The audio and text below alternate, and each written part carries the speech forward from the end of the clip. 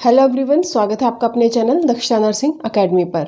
आज हम CIP form से रिलेटेड जो भी आपके डाउट्स हैं उसको मैं क्लियर करना चाहूँगी, क्योंकि काफ़ी सारे डाउट्स आ रहे थे। मैंने कमेंट देखे थे आप लोगों के। मैंने कोशिश की है कि जितना हो सके मैं आपके सभी का कमेंट्स का जवाब दे सकूँ, रिप्लाई दे सकूँ, ताकि आप आराम से अपना फॉर्म भर लें। पर उसके बावजूद भी काफ़ी स्टूडेंट्स के बार बार सेम ही डाउट आ रहे हैं, उनको शायद क्लियर नहीं हो पा रहा है। इसलिए मैंने सोचा कि एक वीडियो के माध्यम से मैं आपको आपके सारे डाउट्स क्लियर कर दूँ, ताकि सभी स्टूडेंट्स तक एक साथ वो बात पहुंच जाए। ठीक है, बार बार भी मतलब आपको कमेंट्स में जो मैं रिप्लाई कर रही हूँ शायद वहाँ पे आपको समझ में ना आ रहा हो, और एक ही स्टूडेंट बार बार सेम ही बात पूछ रहा है, तो इसलिए मैं आपको वीडियो के माध्यम से आपको अच्छे से समझा देती हूँ। तो मैंने इस वीडियो में मैं आपके वो सारे कमेंट्स लूँगी जो अभी वीडियो पर मुझे मिले हैं, आपके डाउट्स मुझे मिले हैं, एक एक करके मैं सभी का आपको जवाब दूँगी। इस वीडियो के बाद भी अगर कुछ स्टूडेंट्स के कम वैसे रहने तो नहीं चाहिए, मैंने मैक्सिमम हो सका है कि आपको क्लियर किए हैं। फिर भी कुछ डाउट फिर भी रह जाते हैं तो आप मुझे कमेंट करके बता देना। चलिए आप जो आज की वीडियो है हम स्टार्ट करते हैं। अच्छा हाँ, रिक्वेस्ट है एक आपसे कि जिन स्टूडेंट्स ने अभी तक चैनल को सब्सक्राइब नहीं किया है वे जल्दी से कर लें, क्योंकि सब्सक्राइब करने से ये होता है कि जैसे ही मैं कोई वीडियो अपलोड करती हूँ आप तक वो तुरंत पहुँच जाती है। इसलिए सब्सक्राइब कर लें और बेल आइकन को प्रेस जरूर कर लें, और वीडियो अच्छी लगे तो वीडियो ज़्यादा से ज़्यादा शेयर करें, ताकि सभी स्टूडेंट्स को इससे ये जो वीडियो है हेल्पफुल रहे। तो आज की वीडियो हम स्टार्ट कर लेते हैं। जैसे मैंने एक पेपर पर लिख लिए हैं जो जो आपके कमेंट्स थे, जो जो आपके डाउट्स थे, तो उसको मैं एक एक करके देख रही हूँ, डिस्कस करती हूँ। फर्स्ट जैसे किसी स्टूडेंट का था, एक जो कमेंट किया था, उसने डाउट था उसका कि नर्सिंग कंप्लीट नहीं हुई है, क्या वो स्टूडेंट्स अप्लाई कर सकते हैं, नहीं कर सकते इस फॉर्म को। तो जिन स्टूडेंट्स की अभी तक नर्सिंग कंप्लीट नहीं हुई है वे इस फॉर्म को सबमिट या फिर फिल नहीं कर सकते। ठीक है, इन्होंने साफ साफ लिखा हुआ है फॉर्म में, जो आप इनका नोटिफिकेशन है, अगर आप इसका सीआईपी फॉर्म का देखें तो इसमें साफ लिखा हुआ है कि रजिस्ट्रेशन मांगा हुआ है, registered with state nursing council. जिन स्टूडेंट का रजिस्ट्रेशन हो चुका है आफ्टर कंप्लीटिंग द कोर्स, ठीक है, या फिर उन्होंने बीएससी किया हो या तो उन्होंने जीएनएम किया है, जीएनएम के बाद जिन स्टूडेंट्स का रजिस्ट्रेशन हो चुका है किसी भी स्टेट नर्सिंग काउंसिल में, जहाँ हरियाणा का हो सकता है, पंजाब, राजस्थान, कहीं से भी उन्होंने नर्सिंग की है, वहाँ से अगर किसी भी स्टेट का उनका नर्सिंग सर्टिफिकेट, रजिस्ट्रेशन सर्टिफिकेट उनके पास है, वही स्टूडेंट इसको अप्लाई कर सकते हैं। जो थर्ड ईयर स्टूडेंट्स हैं वो इसको अप्लाई नहीं कर सकते। ठीक है, अगर बीएससी हैं उनका रजिस्ट्रेशन कंपलसरी है, तो रजिस्ट्रेशन सर्टिफिकेट इसमें आपको अपलोड करना होता है, इसलिए वे फिल नहीं कर सकते। सेकंड है कि डॉक्यूमेंट्स के ऊपर मैंने काफ़ी बार बताने की कोशिश की, वीडियो में भी शायद मैंने बताया है, फिर भी कुछ पॉइंट्स रह गए हैं कि डॉक्यूमेंट्स कौन कौन से अपलोड करने हैं। ठीक है, क्योंकि ये मेन शायद चीज़ है जो डॉक्यूमेंट्स का सबको पता भी होना चाहिए, क्योंकि इसी के कारण आपका फॉर्म रिजेक्ट भी हो सकता है। जो कौन कौन से इंपॉर्टेंट डॉक्यूमेंट है वो आपको सबमिट करने हैं। उसमें फर्स्ट जैसे 10th का जो है सर्टिफिकेट मैंने अभी तक नहीं बताया था, फिर भी अभी एज सच उन्होंने लिखा हुआ है कि ऑल सर्टिफिकेट्स। तो ऑल सर्टिफिकेट्स में जैसे 10th हमने फिल नहीं किया था फॉर्म में, बट जैसे पहले हमने कोई नर्सिंग कॉम्पिटिटिव एग्जाम्स के फॉर्म भरे हैं तो वहाँ पे हम 10th का सर्टिफिकेट हम अपलोड करवाते हैं वो लोग। ठीक है, वो 10th का क्यों मांगते हैं कि डेट ऑफ बर्थ का जो है एज अ प्रूफ उसको मानते हैं। तो आप 10th या फिर 12th का सर्टिफिकेट, 12th के सर्टिफिकेट में आपकी डेट ऑफ बर्थ है तो वो भी अपलोड कर सकते हैं। 10th और 12th का जो सर्टिफिकेट वो अपलोड कर दीजिए। साथ में बीएससी, जिन स्टूडेंट ने बीएससी का रखिए बीएससी का, और जीएनएम, जिन स्टूडेंट ने जीएनएम, बीएससी और जीएनएम की जितने भी नर्सिंग मार्कशीट्स हैं first, second, third, fourth year, वो अपलोड कर सकते हैं। या फिर जैसे जो लास्ट ईयर की जो मार्कशीट होती है उसमें सभी ईयर्स के जो मार्क्स लिखे होते हैं। ठीक है, बीएससी की जो मार्कशीट होती है फोर्थ ईयर की, उसमें सब अब मार्क्स लिखे होते हैं, तो आप अलग अलग ना अपलोड करके फोर्थ ईयर की मार्कशीट भी अपलोड कर सकते हैं। ठीक है, इसके अलावा डिग्री और डिप्लोमा सर्टिफिकेट, ठीक है, जो भी आपका डिग्री सर्टिफिकेट है या फिर डिप्लोमा का सर्टिफिकेट है वो अपलोड करना है। जिनके पास प्रोविज़नल सर्टिफिकेट है वो प्रोविज़नल भी कर सकते हैं, या फिर अगर इन्होंने डिग्री ले ली है, डिप्लोमा ले लिया है, तो वो भी अपलोड कर सकते हैं। नेक्स्ट है स्टेट नर्सिंग रजिस्ट्रेशन सर्टिफिकेट। ठीक है, जो आपका नर्सिंग रजिस्ट्रेशन सर्टिफिकेट की बात मैं कर रही थी, रजिस्ट्रेशन सर्टिफिकेट भी आपको अपलोड करना है। इसके अलावा EWS सर्टिफिकेट, जो कैंडिडेट EWS से भर रहे हैं उनको EWS सर्टिफिकेट भी अपलोड करना है। ठीक है, अब EWS सर्टिफिकेट की उन्होंने कुछ रिक्वायरमेंट दी हुई है। नोटिफिकेशन में आपने देखा होगा, मैंने पहले भी बताया था कि नोटिफिकेशन को आप अच्छे से पढ़ लेना, तभी आपको ये फॉर्म फिलअप करना है। तो EWS के लिए उन्होंने एक जो रिक्वायरमेंट है वो दी हुई है, उन्होंने एक रेजुलेशन मेंशन किया हुआ है। जैसे पढ़ा होगा आपने, मैं लाइन पढ़ के दिखा देती हूँ कि candidates who are seeking reservation benefit in the EWS category should submit an income and asset certificate. उनको इनकम और एसेट सर्टिफिकेट सबमिट करना है। ठीक है, जो भी EWS सेक्शन से स्टूडेंट भर रहे हैं फॉर्म को, उनको income and asset certificate submit करना है। वो सर्टिफिकेट किसके अकॉर्डिंग होना चाहिए? As per DOPT OM number 36039/1/2019 ESTT resolution dated 31/1/2019। ठीक है, ये रेजोल्यूशन इन्होंने दिया है, ये रेजोल्यूशन उस सर्टिफिकेट में EWS के सर्टिफिकेट में होना चाहिए। ठीक है, जहाँ से आप EWS सर्टिफिकेट बनवाएंगे वहाँ पे आप इस चीज़ को बता देना है कि इसके अकॉर्डिंग आपका EWS सर्टिफिकेट बनवाना है आपको, तो वो अपना बनवा के आपको बना के दे देंगे। ठीक है, तो EWS सर्टिफिकेट का जो इन्होंने क्राइटेरिया यहाँ पे दिया हुआ है, आपको नोटिफिकेशन के अंदर ही दिया हुआ है। इसके अलावा फिर OBC सर्टिफिकेट का भी इन्होंने एक चीज़ मेंशन की है नोटिफिकेशन में ही कि candidate who are seeking reservation benefit in the OBC category should submit a certificate as per DOPT OM number 36033/1/2013। ठीक है, आगे रेजोल्यूशन है डेटेड 13/9/2017। तो ये लाइन भी आपको, जहाँ से आप OBC सर्टिफिकेट बनवा रहे हैं वहाँ पे आपको बताना है कि ये जो रेजोल्यूशन है ये आपको ऐड करवाना है उस सर्टिफिकेट में, तो वो अपने आप वो सर्टिफिकेट उसके अकॉर्डिंग बना के आपको देंगे। ठीक है, तो जो OBC का कैटेगरी का जो सर्टिफिकेट है वो आपको इस तरह से बनवाना है। तो आपका OBC और EWS सर्टिफिकेट है वो आपको क्लियर हो गया होगा किस तरह का होना चाहिए। इसके अलावा जो कास्ट सर्टिफिकेट है जो भी आपको वो अपलोड करना है।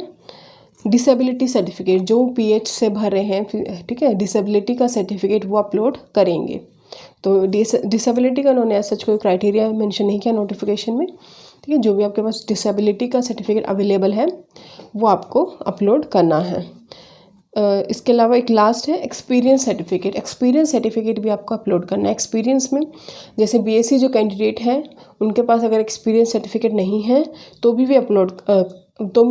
फॉर्म को फिल कर सकते हैं। BSc के लिए एक्सपीरियंस ज़रूरी नहीं मांगा है, बट GNM जो स्टूडेंट्स हैं उनको 1 ईयर का एक्सपीरियंस उनसे मांगा है। ठीक है, after acquiring the education qualification means GNM students को 1 ईयर का experience in minimum 50 bedded hospital, कम से कम 50 बेडेड का हॉस्पिटल होना चाहिए, वहाँ भी उनका 1 ईयर एक्सपीरियंस होना चाहिए। तो GNM स्टूडेंट्स को वो करना है। ठीक है, after acquiring means GNM complete होने के बाद वो एक्सपीरियंस होना चाहिए। तो एक्सपीरियंस सर्टिफिकेट की बात भी हमने कर ली। तो यहाँ पे जो जो डॉक्यूमेंट्स हैं वो मैंने आपको बता दिया कि फटाफट मैं एक लिस्ट फटाफट बता देती हूँ, जहाँ आपको फिर डॉक्यूमेंट्स में बिल्कुल भी प्रॉब्लम नहीं होगी। जैसे 10th का सर्टिफिकेट और 12th का सर्टिफिकेट, BSc और GNM नर्सिंग की मार्कशीट्स, डिग्री और डिप्लोमा के सर्टिफिकेट, स्टेट नर्सिंग रजिस्ट्रेशन का certificate, EWS certificate if applicable, OBC certificate if applicable, यानी कोई भी कास्ट सर्टिफिकेट आपके पास एप्लीकेबल है तो आपको अपलोड करना है। जनरल से भर रहे हैं तो कोई दिक्कत नहीं है, कोई सर्टिफिकेट अपलोड नहीं करना। फिर डिसेबिलिटी सर्टिफिकेट इफ़ एप्लीकेबल, अगर डिसेबिलिटी सर्टिफिकेट आपके पास है तो वो भी आपको अपलोड करना है। और experience certificate for BSc it is not needed, अगर GNM है तो आप 1 ईयर का जो एक्सपीरियंस है वो आपको अपलोड करना है इन मिनिमम 50 बेडेड हॉस्पिटल। तो मैंने एक लिस्ट डाउन कर दिया है। अब आपको डॉक्यूमेंट्स में कोई किसी तरह की परेशानी नहीं होनी चाहिए। OBC कैटेगरी, EWS कैटेगरी का क्राइटेरिया है, वो एक जो रेजोल्यूशन है नोटिफिकेशन में दिया है वो आप उस सर्टिफिकेट में ऐड करवा लेना, बस यही है करना है आपको। फिर है जो डॉक्यूमेंट्स के रिगार्डिंग क्लियर हो गया। नेक्स्ट पॉइंट है सबमिट और एडिट का ऑप्शन नहीं आ रहा है। कई स्टूडेंट क्या बोल रहे हैं कि जैसे फॉर्म फिल करते हैं तो सबमिट का ऑप्शन उनको नहीं मिलता है। तो सबमिट का ऑप्शन तभी आएगा जब आप फॉर्म को कंप्लीट कर लोगे। ठीक है, 3 और 4 स्टेप हैं इसके, अगर वो सभी स्टेप्स आप पूरे कर लेते हैं, अपलोड्स आपने कर दिया, पेमेंट आपने कर दी, क्वालिफिकेशन है या फिर जो भी पर्सनल जो डिटेल्स हैं वो फिल करने के बाद ही सबमिट का ऑप्शन आएगा। उससे पहले आपको क्या दिखाई दे रहा होगा, वहाँ पे एडिट का ऑप्शन दिखाएगा। एडिट का ऑप्शन जब तक रहेगा जब तक आप फॉर्म फिलअप नहीं करते हैं। मीन्स जब तक सबमिट से पहले आप कितनी बार भी फॉर्म को एडिट कर सकते हैं। अगर कुछ मिस्टेक हो जाती है, एक बार सबमिट होने के बाद एडिट नहीं होगा फॉर्म, ठीक है। उससे पहले ही आप एडिट कर सकते हैं। इसलिए सबमिट करने से पहले वहाँ पे एडिट का ऑप्शन होता है कि आप अगर कोई मिस्टेक होती है तो आप उसको एडिट कर लें, बट एक बार सबमिट हो जाएगा तो उसके बाद एडिट नहीं होगा फॉर्म, ठीक है।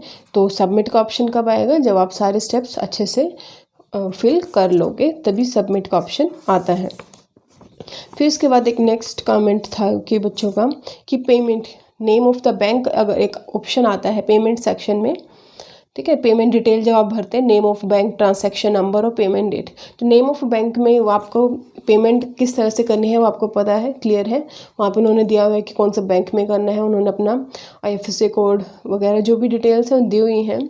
वो पेमेंट आपको करके ऑनलाइन करने के बाद यहाँ पे आप पेमेंट डिटेल में आपको अपनी जो डिटेल भरनी है। जैसे यहाँ पे नेम ऑफ बैंक लिखा, नेम ऑफ बैंक में आप जिस बैंक से आपने पेमेंट की है, जैसे SBI से की है तो SBI का वहाँ पे नाम आएगा, ठीक है। ट्रांसैक्शन नंबर क्या था वो आपको फिल करना है और किस डेट को आपने पेमेंट की है, और अमाउंट आपका अपने आप शो हो जाता है वहाँ पे।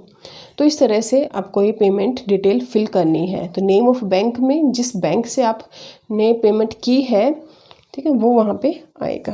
क्लियर है ये पॉइंट भी। अब एक और रीज़न हो सकता है कि जो फॉर्म सबमिट नहीं हो रहा है, क्यों नहीं हो रहा है, कि या तो आप जो फ़ोटो साइज़ है वो आपने सही से नहीं देखी हो, ठीक है। फ़ोटो साइज़ जैसे मैंने बताया था कि लेस देन 50 KB होना चाहिए।